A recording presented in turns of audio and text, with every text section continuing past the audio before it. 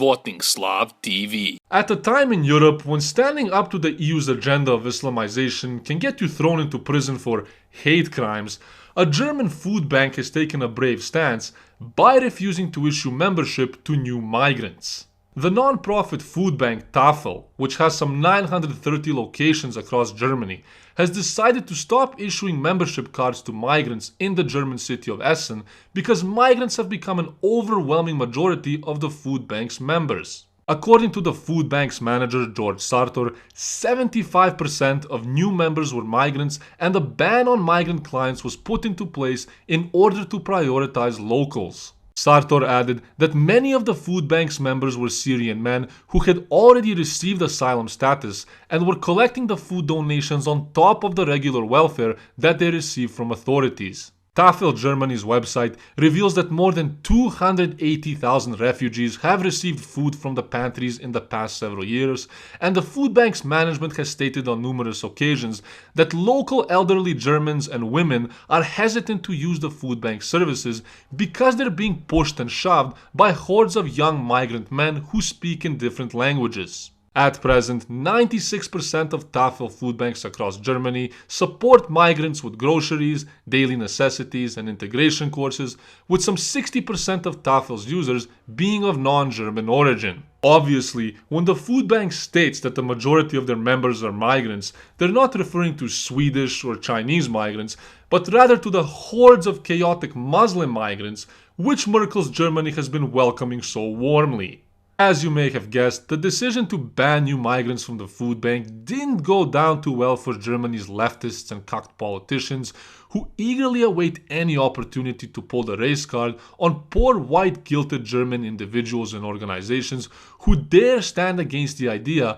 of turning Germany into a utopian Muslim caliphate. German leftist state media was quick to blow up the food bank fiasco into a national debate about xenophobia, and Angela Merkel criticized the Essener Tafel food bank in a recent interview, saying that categorizing people was the wrong thing to do and that she hoped a solution would be reached. Ironically, only a few days after this, Merkel was quoted saying that multiculturalism was dead in Germany and that migrants should either fit in or face the consequences. Other leftist politicians in Germany also criticized the food bank's decision, claiming that the deciding factor should be the level of need and not the country of origin. Obviously, the country of origin doesn't matter to these lunatic politicians who live in gated white communities miles away from the struggles of their own German countrymen who are barely making ends meet in a country that has opened its gates to 1 million migrants since 2015.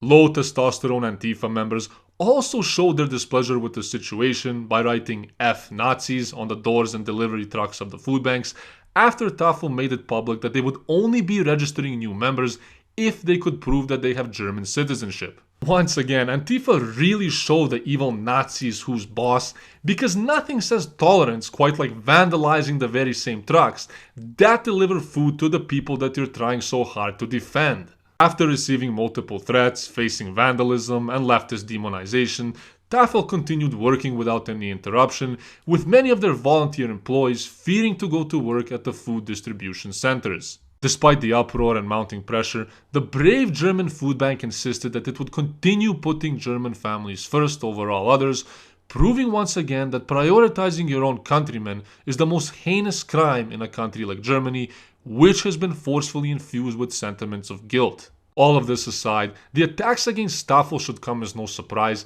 considering that any EU member state which has chosen to protect its national interests and people in recent times has found itself the target of the leftist establishment, which has made it very clear that patriotism and nationalism are big no-nos in white Europe. Angela Merkel and the crazy leftist German media, which continues to refer to Muslim migrants as foreigners in order to maintain a state of hyper-political correctness, have in turn created a climate of fear in the country where any criticism of Islam or Islamic immigration is automatically equated to hate crime. To give you an example of the lunacy behind Germany's state of fugazi political correctness, Take, for example, Merkel's recent statement in which she finally admitted that no-go zones exist in Germany. Despite openly admitting that some parts of Germany are no-go areas for the average German citizen and the police, Merkel told the media that she was unable to disclose where these areas are located in an effort to conceal the ethnic and religious identities